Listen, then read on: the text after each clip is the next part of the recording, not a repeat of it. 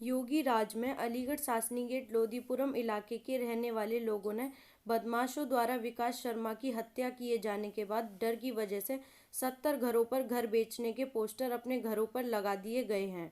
लोगों का कहना है कि योगी राज में भी पुलिस गुंडों का कुछ नहीं कर पा रही है। पुलिस गुंडों के साथ मिलकर उन्हें संरक्षण देती है।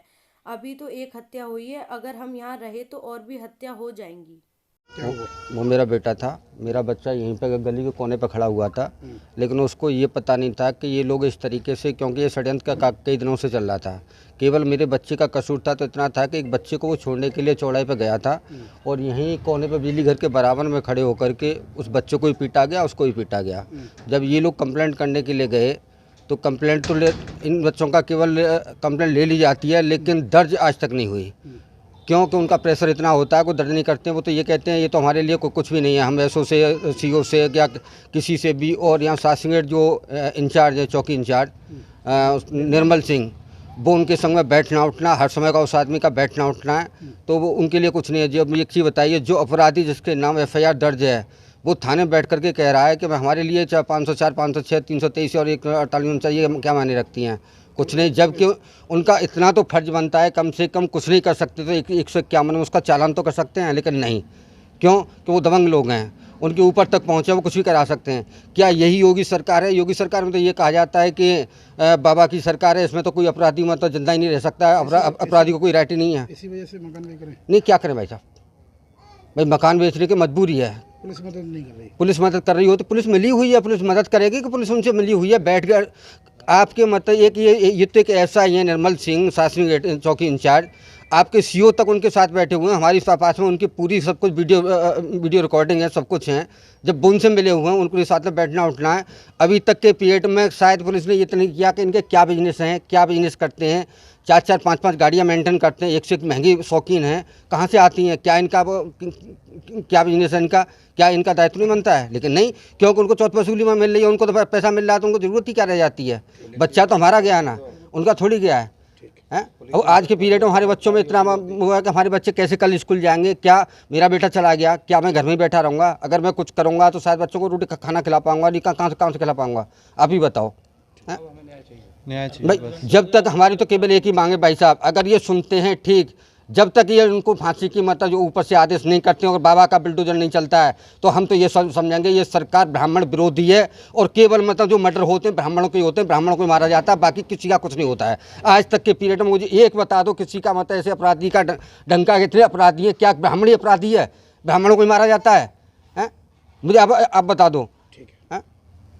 ये यहाँ पे गुंडों की इतनी दहशत है ना, मेरे भाई को मारते, गोली मारते थे।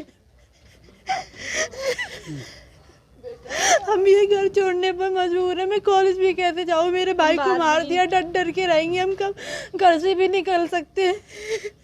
मेरे भाई के कातिलों को सजा मिलनी चाहिए, फांसी होनी चाहिए। तो पुलिस मदद नहीं करेगी? पुलिस कुछ भी नहीं कर रही है, उन्हें फांसी होनी चाहिए। तो मकान बेचने से क्या होगा? हम डर की वजह से और क्या करें? तो घरों के बाहर लगा रखे हैं अपने ये पोस्टर। हाँ, बच्चे को कल मर्डर हो गया है, उसको गोली मार दी, घर में ही गोली मारी है। मकान इसलिए बेच रहे हैं भैया, क्या करेंगे गुंडा राज में रह के? योगी की सरकार है, उसमें हम गुंडा राज में रह रहे हैं। छोटे छोटे बच्चे हमारे कहाँ जाएंगे? हम औरतें होकर कहाँ निकलेंगी? जब बच्चे ही नहीं रहेंगे हमारे तो हम जी के भी क्या करेंगे? जब बच्चों को धड़ खुलेआम मारा जा रहा है, बताओ, घर पे आके मारा जा रहा है, तो क्या करेंगे हम? महिलाएं क्या करेंगी? लड़कियां हमारी सेफ नहीं है, बच्चे सेफ नहीं है, कहाँ जाएं हम? बताओ।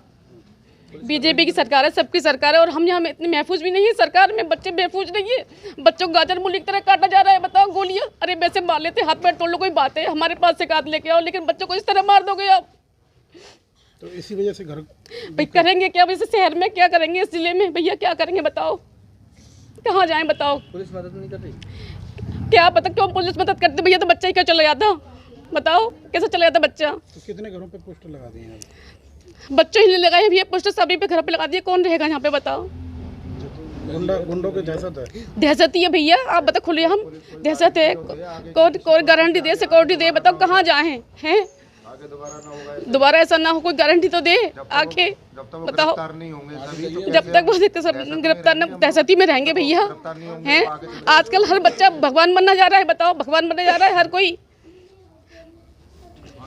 सर सबसे पहली मुख्य वजह यह है कि परिवार में जो सदस्य हैं वो आदमी होते हैं।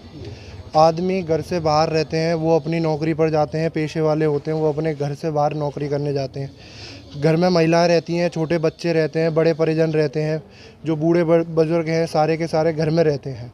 ठीक है, वो असुरक्षित हैं क्योंकि जब जो कमाने वाला वो तो अपने घर से बाहर जाएगा और बच्चे हैं गली में खेलते हैं। ठीक है, यहाँ पर भय का माहौल इस तरीके से बनाया गया है, इतना भय का माहौल हो गया है कि हम लोग मजबूर हो गए हैं यह शहर छोड़ने के, ज़िला छोड़ने के लिए।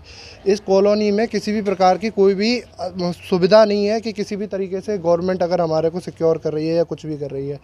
कोई भी बंदा आता है गोली मार के चला जाता है। वो ऐसे समझते हैं कि जैसे खेल खिलौने हैं, बच्चों को मारना या आम किसी इंसान को मारना।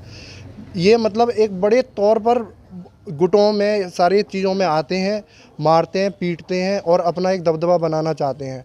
मैं ये जानना चाहता हूँ, योगी जी की सरकार है जिसमें योगी जी खुद कहते हैं कि हमारी सरकार में किसी भी तरह की कोई भी गुंडागर्दी नहीं होगी। योगी सरकार किस लिए फेमस है कि गुंडागर्दों जो भी गुंडागर्दी सी चल रही है उसको नहीं चलेगी उस सरकार में। गुंडों की दहशत की वजह से मकान बेच रहे हैं। जी बिल्कुल, मकान बेचना पड़ रहा है। हम मजबूर हैं।